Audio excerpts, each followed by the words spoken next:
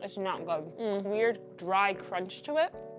I feel like I just ate sand. This one's good. Tastes like a candy bar in a good way. A couple of weeks ago, I did a video on America's recent obsession with protein, so I thought it was only right that I follow it up with a taste test. Here, I've got 5 of the leading protein bars that you can find in a generic grocery store, and I am going to taste them and try to figure out which one is the best. Unfortunately, I wanted to taste test 6 bars, but there's one bar that I could not get my hands on because it's that exclusive. I'll explain what that's all about later on in this video. I will be ranking this in several different categories: protein, how processed the bar is, how it tastes, that is going to weigh the most heavily. Also, I'm gonna judge on packaging and branding because I think we're all very influenced by that, and also price, because these bars can get kind of pricey. Okay, I worked out today, and so I'm hungry for a snack. I'm gonna start with a bar that I've never tried before, the Think Protein Bar.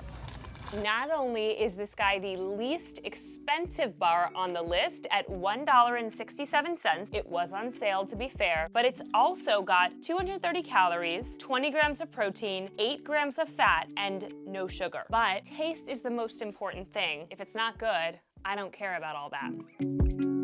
I should mention, I got the flavor Brownie Crunch. The bar looks like a brownie on the packaging. It doesn't taste like a brownie. It very much tastes like a protein bar. I'm happy with it, but it's nothing special. It has that protein taste to it. The protein comes from a combination of soy and whey, so not plant-based if you're into that type of thing. It's also got a pretty big list of ingredients. Branding, it's very okay. So I would say this is a very mid bar. It's probably not my favorite. I'm actually kind of excited about this one. This is the Barebells bar. I am a sucker for packaging. I like the packaging. This one was the most expensive. It was $2.99. 200 calories, 20 grams of whey protein, 7 grams of fat, and no sugar. The inside looks like a regular bar, but you can see on the outside, it's got these little puffs. I'm excited because I think it's gonna be a little crunch.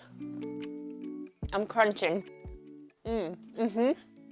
This one's good. This truly tastes like a candy bar in a good way. Like, it tastes very creamy and chocolatey. Doesn't have that kind of chalky protein taste. I like this a lot. Beside the price, so far this is on top. Next, I'm gonna go for the cleanest bar in the list. This is the Go Macro bar. It is very healthy looking. 290 calories, 11 grams of vegan protein, 10 grams of fat, and 8 grams of sugar, and it costs $2.49, so kind of mid-range. This is the flavor peanut chocolate chip. It's not a dark brown chocolate, and it looks like it does have some nuts and chocolate chips in there.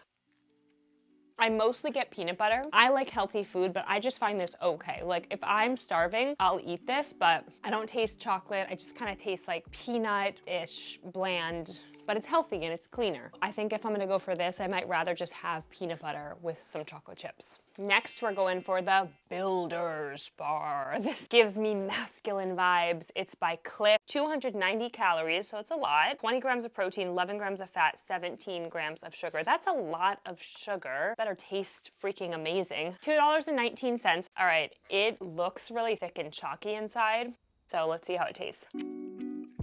It's not it. It's got like a weird dry crunch to it.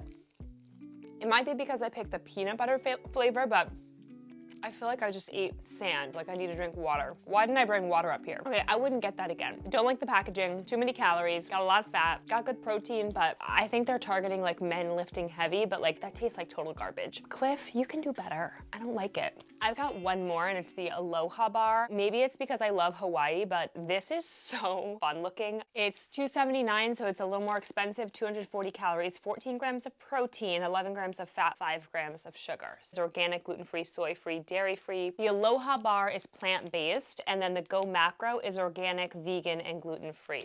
Nothing super interesting about the way it looks. That tastes amazing. So it doesn't quite taste like a full-on candy bar like the Barebells did, but it's a lot cleaner. I really like the texture. It's a little softer. So, which one's my favorite? Let me think. Okay, before I tell you which one is the winner, I have to explain why I couldn't find that 6th bar. It's because it's the David bar. It is a bar that exploded in popularity once it came out last year. The David bar claims to be the best protein to calorie ratio of all bars. 150 calories, 28 grams of protein, no sugar, and it's gluten-free. Have you seen this in stores? It is like the golden ticket. I could not find the David bar at Whole Foods, Walmart, Target, or any other grocery store here in the Nashville area. And it's out of stock on the official David website too. But there's also something else unique about David, which may explain why I can't find it. The New York Times did a fantastic job explaining it here. Where David really innovates is that they find this substance called EPG. A plant fat that has 92% fewer calories than typical fats used in bars. The bar turns out to be so popular that their new problem becomes how to get enough EPG. If I get my hands on a David bar, you better believe I'm gonna do a follow-up. Now, it's time to pick a winner. It should be a surprise to no one that coming in at number 5 is the Cliff Builders bar. Totally not for me. Kind of marketed to men, not really my jam. Maybe you need some jam with this because this is too peanut buttery for me, too dry, too chalky, ultimately too many calories to be worth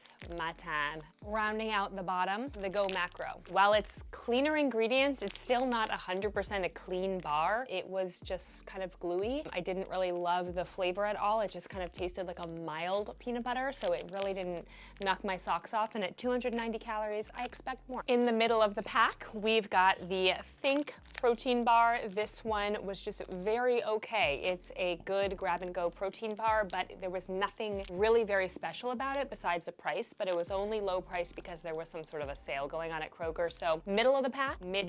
My second best bar is gonna be the Bear Bells. This one I actually really loved. In fact,